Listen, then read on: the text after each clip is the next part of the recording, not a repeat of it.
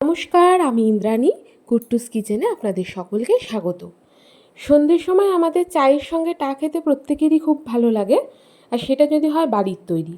তাই আজকে সেই টাইরই রেসিপি একটা নিয়ে এসেছি। দেখুন, প্রথমে এখানে আমি বিউলির ডাল 1.5 কাপ মতো নিয়ে ভালো করে ভিজিয়ে রেখেছিলাম। 6-7 ঘন্টা ভেজানোর পর ডালটা ঠিক এইভাবে বেশ সুন্দর ফুলে উঠেছে আর নরম হয়ে গেছে। এবার এটাকে একটা পেস্ট আমরা বানিয়ে নেব।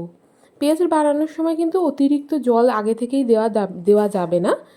প্রথমে একটু আগে বেটে নিয়ে যদি জলের প্রয়োজন হয় অল্প অল্প করে চামচ দিয়ে একটু একটু করে জল দেবেন, নাহলে কিন্তু বেশি পাতলা হয়ে গেলে বড়াটা হবে না।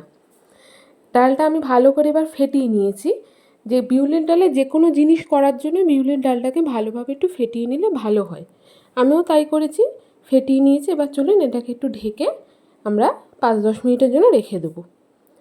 দেখুন 5-10 মিনিট আমার হয়ে গেছে, ডালটা ভালো করে ফেটানোও হয়ে গেছে। এবার এর মধ্যে দিয়ে দেবো একে একে কিছু উপকরণ। প্রথমে এখানে দিচ্ছি একটা পেঁয়াজ, আমি কেটে রেখেছিলাম। খুব মিহি করে কাটিনি, আবার খুব বেশি রাফলিও নয়, মিডিয়াম সাইজের একটু কেটেছি।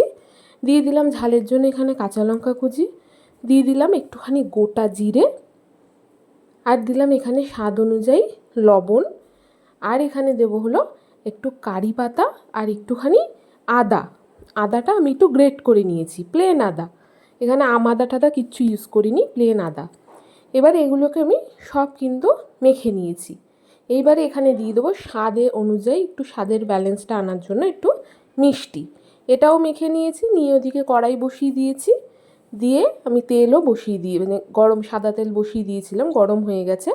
দেখুন আমি এক এক করে এবার এরমভাবে এই বিউলির ডালে এগুলো আমি ছেড়ে দেবো বড়াগুলো। এই বড়াটা কিন্তু ভীষণ ভালো খেতে হয়, আর সন্ধ্যের জন্য খুব ভালো, একটা চায়ের সঙ্গে বা আপনি মুড়ির সঙ্গে যার সঙ্গেই খান না কেন ভীষণ ভালো খেতে হয়। আর খুব একটা তো উপকরণ লাগে না, কমই উপকরণ যা আমাদের ঘরে সবসময় থাকে সেগুলো দিয়েই হয়ে যায়।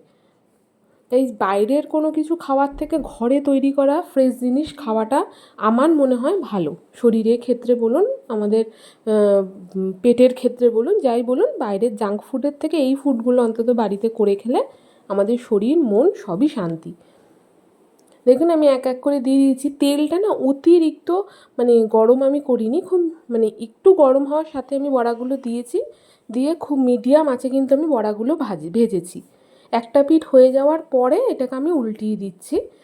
মিডিয়াম আছে এই কারণে ভাজতে বললাম, না হলে না বাইরেটা বেশি ভাজা হয়ে যাবে, ভেতরটা না একটু কেমন যেন আনকুকড হয়ে থাকে।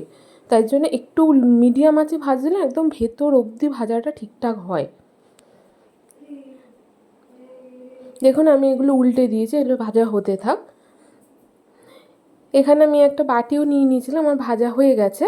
আমি এক এক করে কিন্তু বড়াগুলো এবার এভাবে তুলে নেব।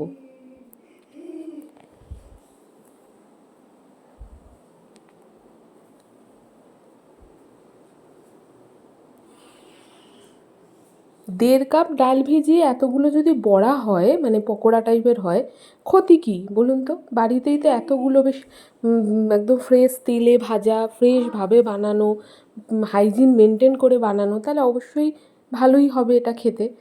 আপনারা কিন্তু বাড়িতে একবার অবশ্যই ট্রাই করবেন এটা। যদি ভালো লাগে তাহলে অবশ্যই আমাকে কমেন্ট করে জানাবেন।